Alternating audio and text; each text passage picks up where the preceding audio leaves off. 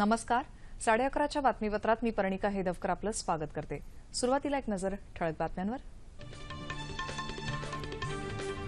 वस्तू आणि सेवा करासंदर्भातल्या 4 विधेयकांना केंद्रीय मंत्रिमंडळाचा हिरवा कंदील.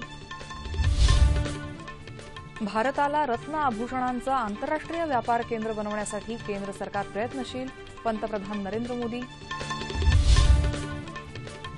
सिंधू नदीच्या पाणी वाटपाबाबत भारत आणि पाकिस्तानमध्ये तब्बल 6 महिन्यांच्या खंडानंतर आजपासून 2 दिवसीय चर्चा. हिंदूंच्या विवाह आणि कौटुंबिक अधिकारांचं रक्षण करणाऱ्या हिंदू विवाह कायद्याला पाकिस्तानच्या राष्ट्रपतींची संमती.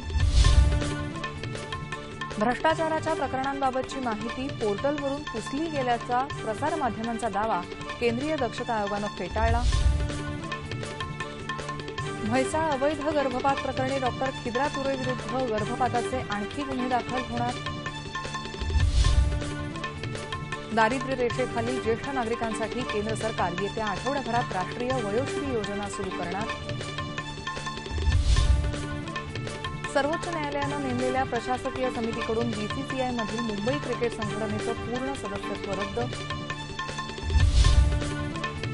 आणि रांची क्रिकेट कसोटीत भारताची ऑस्ट्रेलियावर 152 धावांची आघाडी. सामन्यात रंगत कायम.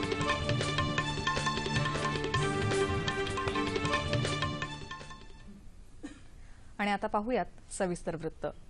जीएसटी अर्थात वस्तू आणि सेवा करासंबंधी 4 विधेयकांना केंद्रीय मंत्रिमंडळानं आज हिरवा कंदील दाखवला.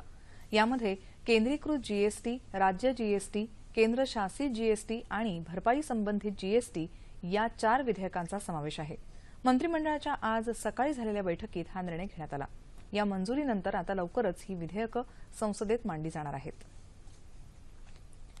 भारताला रत्न आभूषणांचं आंतरराष्ट्रीय व्यापार केंद्र बनवण्यासाठी केंद्र सरकार प्रयत्नशील असल्याचं प्रतिपादन पंतप्रधान नरेंद्र मोदी यांनी केलं आहे. मुंबईतल्या रत्न आणि आभूषण निर्यात संवर्धन परिषदेत दिल्लीमधून व्हिडिओ कॉन्फरन्सच्या माध्यमातून मार्गदर्शन करताना ते बोलत होते. केंद्र सरकारच्या मेक इन इंडिया आणि स्किल इंडिया या योजनांमुळे रत्न आणि आभूषण क्षेत्राला मोठी चालना मिळाली आहे, असंही ते म्हणाले. यामुळे देशात अनेक रोजगार संधी उपलब्ध होऊन युवा वर्गाला त्याचा लाभ मिळेल असा विश्वास पंतप्रधानांनी व्यक्त केला. हिरे उद्योग संघानं यावेळी स्वच्छ गंगा निधीसाठी 21 कोटी रुपयांची मदत जाहीर केली.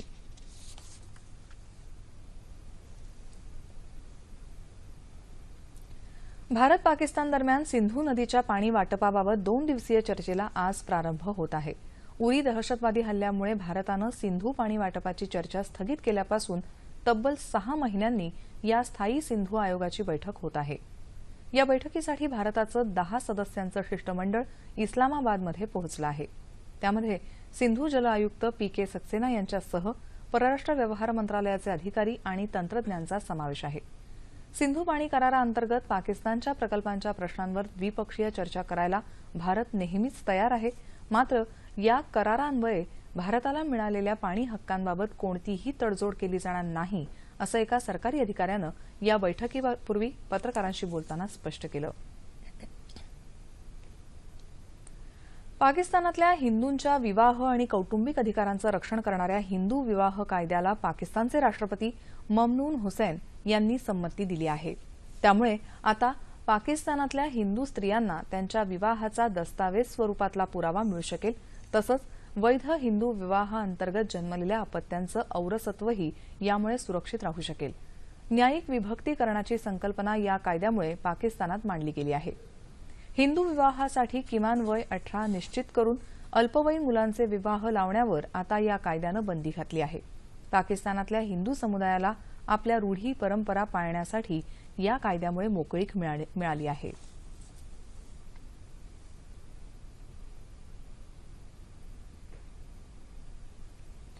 अखिल मानवजातीवर बुद्ध धर्माचा खोलवर ठसा उमटला असून आजच्या काळात जगासमोरच्या अनेक गुंतागुंतीच्या समस्या सोडवण्यासाठी बौद्ध तत्वज्ञान महत्वाचं आहे, असं प्रतिपादन राष्ट्रपती प्रणव मुखर्जी यांनी केलं. बिहारमध्ये राजगीर इथं 21व्या शतकातलं बौद्ध तत्वज्ञानाचं औचित्य या विषयावरच्या आंतरराष्ट्रीय परिषदेच्या समारोप प्रसंगी ते बोलत होते. जगाचा प्रत्येक कोपरा हिंसाग्रस्त असून त्यातून मार्ग काढत माणसाला शांततेच्या मार्गावर परत आणणं आता फार आवश्यक आहे, आणि यासाठी गौतम बुद्धांनी सांगितलेल्या आर्य सत्याचा मार्ग अवलंबला पाहिजे असंही ते म्हणाले.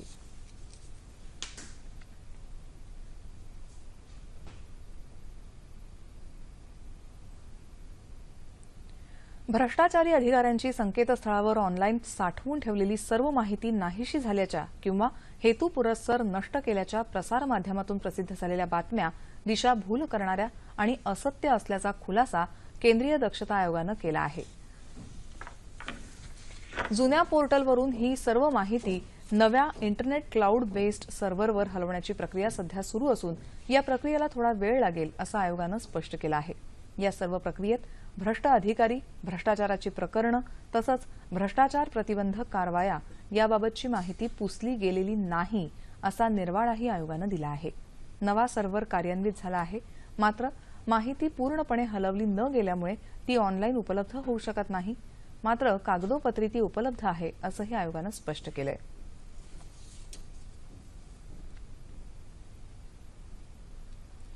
भारतीय जनता पक्षाविरुद्ध लढा देण्यासाठी समान विचाराच्या सर्व राजकीय पक्षांनी एकत्र येण्याची गरज राष्ट्रवादी काँग्रेस पक्षाचे अध्यक्ष शरद पवार यांनी व्यक्त केली आहे. ते अहमदाबाद इथं राष्ट्रवादी काँग्रेसच्या कार्यालयाचं उद्घाटन करताना बोलत होते. योगी आदित्यनाथ यांना उत्तर प्रदेशचे मुख्यमंत्री केल्यामुळे मंदिर मस्जिदच्या राजकीय चर्चेला खतपाणी मिळेल असंही त्यांनी नमूद केलं. मणिपूरमध्ये गेल्या नोव्हेंबरपासून सुरू केलेली आर्थिक नाकेबंदी युनायटेड नागा काउन्सिलनं काल रात्रीपासून उठवली.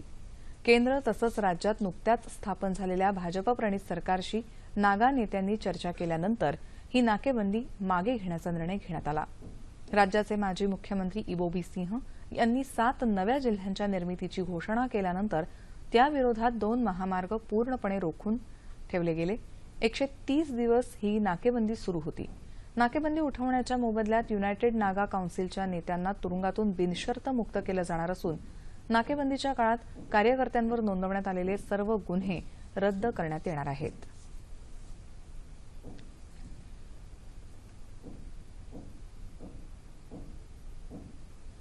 म्हैसाळ अवैध गर्भपात प्रकरणी अडकलेला आणि माणुसकीला काळीमा फासणारा डॉक्टर खिद्रापुरे याच्या विरुद्ध गर्भपाताचे आणखी गुन्हे दाखल होणार आहेत. जमिनीखाली सापडलेले 7 भ्रूण डीएनए चाचणीसाठी पाठवण्यात आले आहेत. चाचणीचे अहवाल येताच आणखी स्वतंत्र गुन्हे दाखल केले जातील.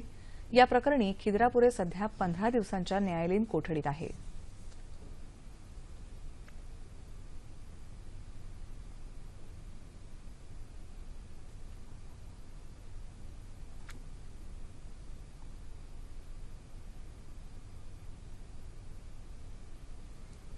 महाराष्ट्र ज्येष्ठ नागरिक महासंघाचं 5वं द्वैवार्षिक अधिवेशन मुंबईत पार पडलं. यावेळी मुंबईचे अतिरिक्त पोलीस आयुक्त प्रताप दिघावकर, मुंबई महापालिकेच्या अतिरिक्त आयुक्त पल्लवी दराडे, ज्येष्ठ अस्थिरोग तज्ज्ञ डॉक्टर नंदू लाड यांच्यासह अनेक ज्येष्ठ नागरिक उपस्थित होते.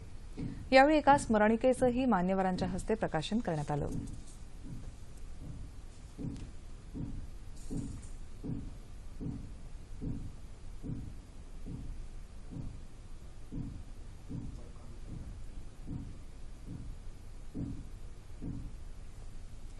दारिद्र्य रेषेखाली ज्येष्ठ नागरिकांसाठी केंद्र सरकार येत्या आठवड्याभरात राष्ट्रीय वयोश्री योजना सुरू करणार आहे. आर्थिक दुर्बल गटातल्या वृद्धांना सामान्य आणि सक्रिय जीवन जगता यावं यासाठी त्यांना या योजनेअंतर्गत मदत केली जाईल. त्या अनुषंगानं गरजू वृद्धांना चाकाची खुर्ची, चष्मा, श्रवणयंत्र, दातांची कवळी, कुबड्या आदी साधनं पुरवली जातील. 60 वर्ष आणि त्यापेक्षा अधिक वय असणाऱ्या दारिद्र्य रेषेखालील नागरिकांना या योजनेचा लाभ घेता येईल.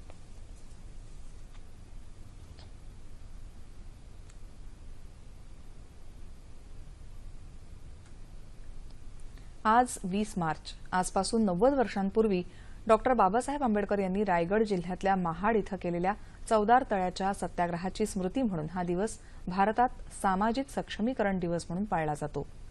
सार्वजनिक जलस्रोतांमधलं पाणी दलितांना वापरता येण्यासाठी डॉक्टर आंबेडकरांनी अहिंसक मार्गानं चळवळ उभारली होती.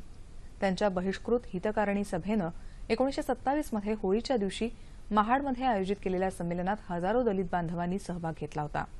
या संमेलनानंतर त्यांनी महाडमधला मुख्य जलसाठा घेतला होता. या संमेलनानंतर त्यांनी महाडमधल्या मुख्य जलसाठा असणाऱ्या चौदार तळ्यापाशी जाऊन त्यातलं पाणी पिऊन अस्पृश्यतेच्या अनिष्ट प्रथेचा आणि जातीभेदाचा निषेध व्यक्त केला। दलितांच्या या कृतीची कर्मठ हिंदूंकडून तीव्र प्रतिक्रिया उमटली आणि परिसरात दंगे झाले। या सत्याग्रहानंतर तब्बल 10 वर्षांनी मुंबई उच्च न्यायालयानं दलितांनाही चौदार तळ्याचं पाणी वापरण्याचा हक्क असल्याचा निर्वाळा दिला। चौदार तळ्याच्या सत्याग्रहामुळे दलितांमध्ये समानतेची भावना आणि आत्मविश्वास निर्माण व्हायला मदत झाली। आज जागतिक चिमणी दिन। अंगणात येऊन चिवचिवाट करून घर जागवणारी चिवताई लहान मोठ्यांसाठी कुतूहलाचा विषय। मात्र हल्ली वाढतं प्रदूषण, वृक्षतोड तसंच निवारा आणि पिण्याच्या पाण्याअभावी चिमण्यांची संख्या कमी होत चालली आहे। म्हणून त्यांना वाचवण्यासाठी जनजागृती करण्याच्या उद्देशानं हा दिवस साजरा केला जातो। यानिमित्त ठाण्याच्या संकल्प इंग्लिश स्कूलनं यंदा चिमण्यांनी बनवले चिमण्यांसाठी घरकुल या अनोख्या कार्यक्रमाचं आयोजन केलं आहे।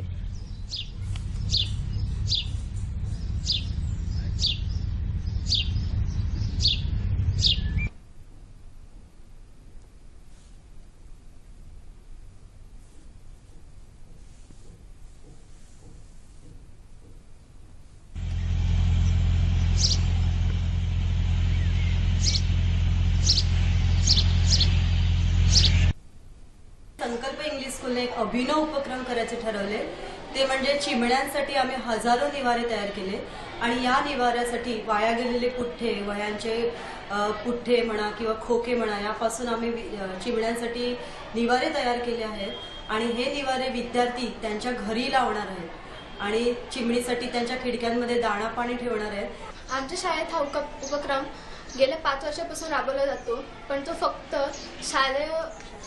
शाळेच्या आवारात होता। आज हा उपक्रम आम्ही पूर्ण देशात, पूर्ण जगात द्यावा इच्छितो आणि म्हणूनच आम्ही रॅली सुद्धा ही काढली। चिमणी वाचवा, निसर्ग वाचवा। तसंच बुलडाणा जिल्ह्यातल्या शेगाव इथंही एका हॉटेलच्या वतीनं चिमण्यांना पाणी पिण्यासाठी तसंच दाणे खाण्यासाठी मातीच्या भांड्यांचं वाटप करण्यात येणार आहे। हॉटेलचे संचालक संतोष रहाणे यांनी उन्हाळ्याच्या दिवसात चिमणी पाखरांना पाण्याची सोय व्हावी यासाठी हा अभिनव उपक्रम हाती घेतला आहे।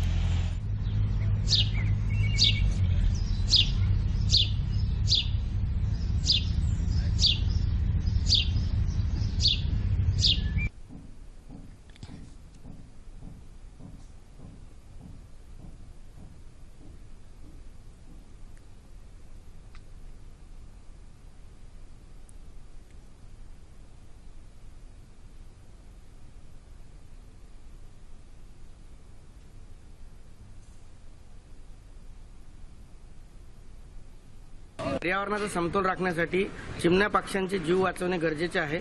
त्याकरता आम्ही त्यांच्या दाण्या व पाण्याच्या व्यवस्थेकरिता निशुल्क मातीचे भांडे तयार केलेले आहे व त्याचे वितरण करत आहे। आतापर्यंत शेकडो लोकांना आम्ही ते दिले आहे।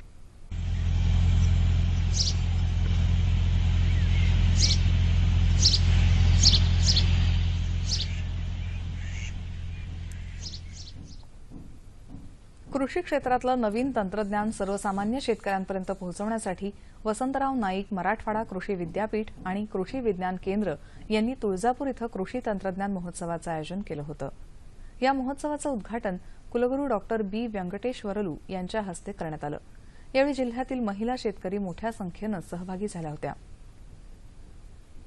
या 2 दिवसीय महोत्सवात घनकचरा व्यवस्थापन, गांडूळ खत निर्मिती, शेतीपूरक व्यवसायातून महिला सक्षमीकरण, माती परीक्षण आधारित अन्नद्रव्य व्यवस्थापन आणि पीक उत्पादन वाढीसाठी जैविक खतांचा वापर अशा अनेक विषयांवर तज्ज्ञ मार्गदर्शन करणार आहेत।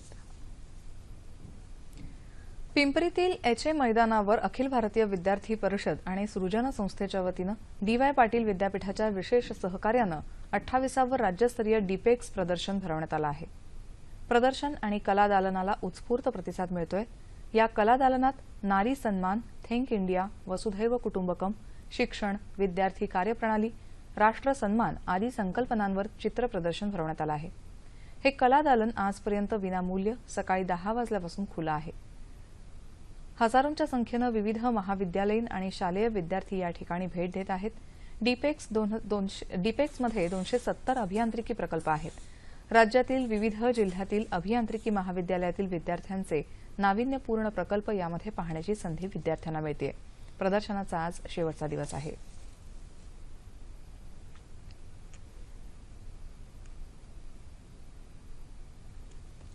5व्या राज्यस्तरीय व्यसनमुक्ती साहित्य संमेलनाला अमरावती इथं सुरुवात झाली. व्यसनमुक्तीचे संदेश असलेल्या दिंडी आणि रॅलीला सामाजिक न्याय आणि विशेष सहाय्य मंत्री राजकुमार बडोले यांनी हिरवी झेंडी दाखवून आरंभ केला. राष्ट्रपिता महात्मा गांधी व्यसनमुक्ती सेवा पुरस्कार वितरण सोहळ्याचं उद्घाटन करताना बडोले यांनी व्यसनाधीनता ही समाजाची मोठी समस्या असून दारूबंदी असणाऱ्या जिल्ह्यातही व्यसनाधीनता आढळून येते याबद्दल खंत व्यक्त केली.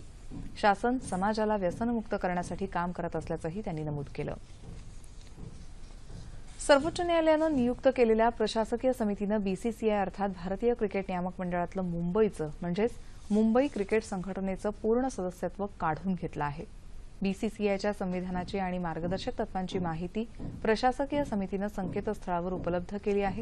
बीसीसीआयच्या कारभारात पारदर्शकता आणण्यासाठी सर्वोच्च न्यायालयानं नियुक्त केलेल्या लोढा समितीनं एक राज्य एक मत ही शिफारस केली होती. प्रशासकीय समितीनं ही शिफारस स्वीकारल्यामुळे एका राज्यातून केवळ एकच संघटना पूर्ण सदस्य राहू शकते हे स्पष्ट झालं असून त्याचा फटका एमसीएला बसला आहे. मुंबई, बडोदा आणि सौराष्ट्र यांना आता सहयोगी सदस्यत्वाचा दर्जा मिळाला असून त्यांना बीसीसीआयच्या वार्षिक सर्वसाधारण बैठकीत सहभागी होता येईल. मात्र मतदानाचा अधिकार प्रत्येक वर्षीच्या बैठकीत तिघांपैकी एकाला आलटून पालटून मिळेल. रांची इथं सुरू असलेल्या तिसऱ्या भारत ऑस्ट्रेलिया क्रिकेट कसोटीचा आजचा 5वा आणि अखेरचा दिवस. पहिल्या डावात चेतेश्वर पुजाराच्या द्विशतकासह भारतानं उभारलेली भक्कम धावसंख्या आणि दुसऱ्या डावातील गोलंदाजीची साथ यामुळे सामना भारतीय क्रिकेट रसिकांसाठी रंगतदार होत चालला आहे. पहिल्या डावात ऑस्ट्रेलियावर 152 धावांची आघाडी घेत 9 बाद 603 धावा करून भारतानं डाव घोषित केला. दुसऱ्या डावात भारतीय गोलंदाजांच्या कसबी खेळीमुळे काल दिवसअखेर ऑस्ट्रेलियाचा खेळ 2 बाद 23 वर संपला. आजही पाहुण्यांची फळी भारतीय गोलंदाजांसमोर टिकाव धरू शकली नाही. उपाहारापर्यंत ऑस्ट्रेलियाच्या 4 बाद 83 धावा झाल्या होत्या. ठळक बातम्या पुन्हा एकदा. वस्तू आणि सेवा करासंदर्भातल्या 4 विधेयकांना केंद्रीय मंत्रिमंडळाचा हिरवा कंदील. भारताला रत्न आभूषणांचं आंतरराष्ट्रीय व्यापार केंद्र बनवण्यासाठी केंद्र सरकार प्रयत्नशील. पंतप्रधान नरेंद्र मोदी. सिंधू नदीच्या पाणी वाटपाबाबत भारत आणि पाकिस्तानमध्ये तब्बल 6 महिन्यांच्या खंडानंतर आजपासून 2 दिवसीय चर्चा. हिंदूंच्या विवाह आणि कौटुंबिक अधिकारांचं रक्षण करणाऱ्या हिंदू विवाह कायद्याला पाकिस्तानच्या राष्ट्रपतींची संमती. भ्रष्टाचाराच्या प्रकरणांबाबतची माहिती पोर्टलवरून पुसली गेल्याचा प्रसारमाध्यमांचा दावा केंद्रीय दक्षता आयोगानं फेटाळला. म्हैसाळ अवैध गर्भपात प्रकरणी डॉक्टर खिद्रापुरेविरुद्ध गर्भपाताचे आणखी गुन्हे दाखल होणार. दारिद्र्य रेषेखालील ज्येष्ठ नागरिकांसाठी केंद्र सरकार येत्या आठवड्याभरात राष्ट्रीय वयोश्री योजना सुरू करणार. सर्वोच्च न्यायालयानं नेमलेल्या प्रशासकीय समितीकडून बीसीसीआयमधील मुंबई क्रिकेट संघटनेचं पूर्ण सदस्यत्व रद्द. आणि रांची क्रिकेट कसोटीत भारताची ऑस्ट्रेलियावर 152 धावांची आघाडी. सामन्यात रंगत कायम.